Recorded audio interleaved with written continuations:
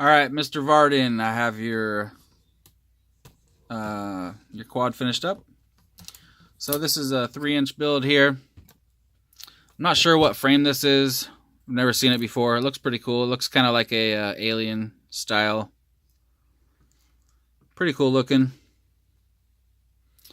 On the instructions, it says that it is a XF3 V2.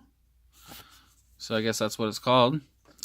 You got the Racer Star 1507 3600 kV motors. You got a Monster Micro. You got the Mamba mini stack in here. You got RXSR in the back and a Runcam TX200U on top of the stack there. Bind button is right here for the receiver. I'm touching it right now. Bind it in D16 mode. And I'm not sure if you know how to bind or not. I guess I can kind of go through it real quick. So you're going to go in your radio and click menu, then click page. Then push the plus to go to the bottom. Down here is where your stuff is. So you want it on D16 mode. You go down to bind, click bind. I usually do 9 through 16 telemetry on, then click enter. You hear it beeping. That means it's binding.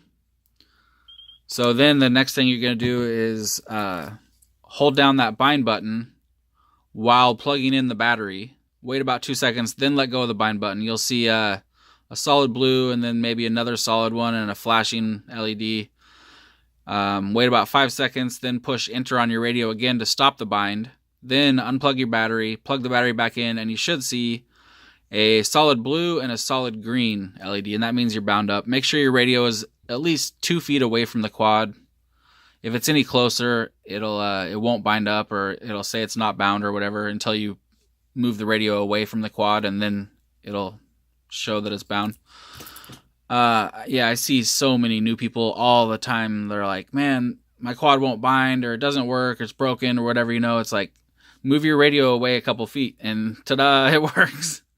I don't know why it's like that. It's so weird, but yeah, that's just how it is. So I'll show you real quick on the radio. I already have it bound up to mine. I'm going to plug it in. Telemetry recovered. I'll show you real quick.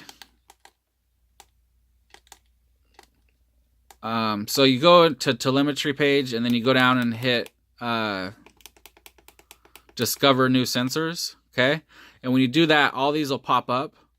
And then you look for the one that has the voltage. That's what I usually do first. And it's right there, 11.18. See, I'm too close, so it said telemetry lost. You can see VFAS is what it's called for the voltage. So we're going to go to the next page. And under voltage source, put VFAS. And that way, it'll show you your voltage right there, which is pretty cool. I also have smart port and smart audio hooked up. So if you go back to here, go down to your screen, put it on script, and then if you hold down page, you'll see that it's working right there. You got your VTX. You can change band, channel, and power right there. And then your PIDs, you can change all your PIDs from right here, which is really nice. I love Lewis script. You can change a lot of settings in here, which makes it really nice to be able to do that instead of do it in the goggles on the OSD. All right, so I just went through a big ordeal with my radio. I was trying to flash a receiver last night, and I went to hit flash, and I put flash internal module instead of flash external module. So I messed up the firmware on my internal module. I had to reflash the XJT firmware. And then my channel mapping was all messed up. I had to reset my whole radio. It just sucked so bad.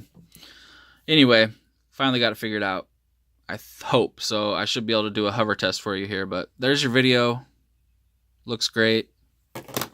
So let's see if we can do a hover.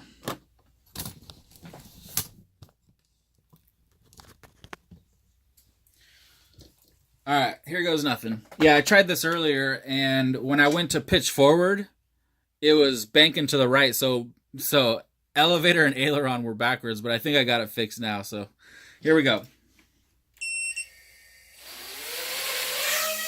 Oh yeah, okay. It's good to go now.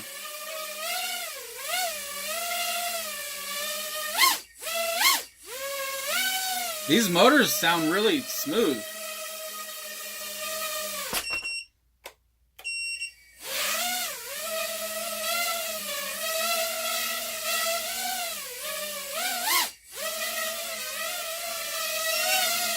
Ah, battery's dead.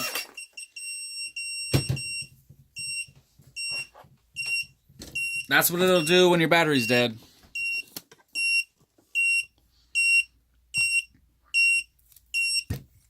I think I got it set pretty good for to beep when the battery's dead. Let's see where it's at. Come on. Oh, no.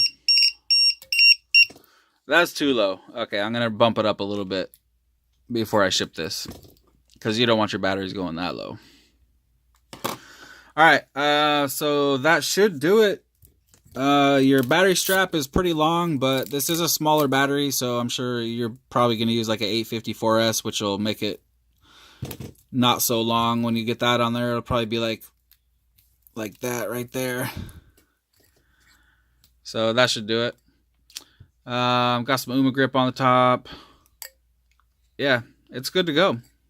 Oh, I flashed Betaflight 4.0 on there as well, so that's good. You shouldn't have to push the VTX button, because like I showed you, you got Lewis script and you can do it in the goggles, but if you ever needed to, the button for the VTX is like right here on the front, on this side of the quad. Alright, so there we go. Oh, and then I also made your battery cable a little longer. I don't want you to think that like I suck at building quads because of this longer cable. I actually did this on purpose because you didn't really specify, I don't think, or maybe you did, but I don't remember if you said you wanted top mount or bottom mount battery. So I just left it for the top for now. I got a zip tie right here, but I left the cable longer so that way if you did want to do bottom mount, and I left space underneath the ESC, so there's just enough space to put a battery strap through there for the bottom. And then you could just clip this zip tie, and then you can bring your cable down here and zip tie it to the arm, and then you'll be able to do a bottom mount battery if you wanted to. So that's why I left the battery cable a little long. Alright, so there you go. I will get it boxed up and send you over some tracking and get it shipped out to you. Alright, thanks, man.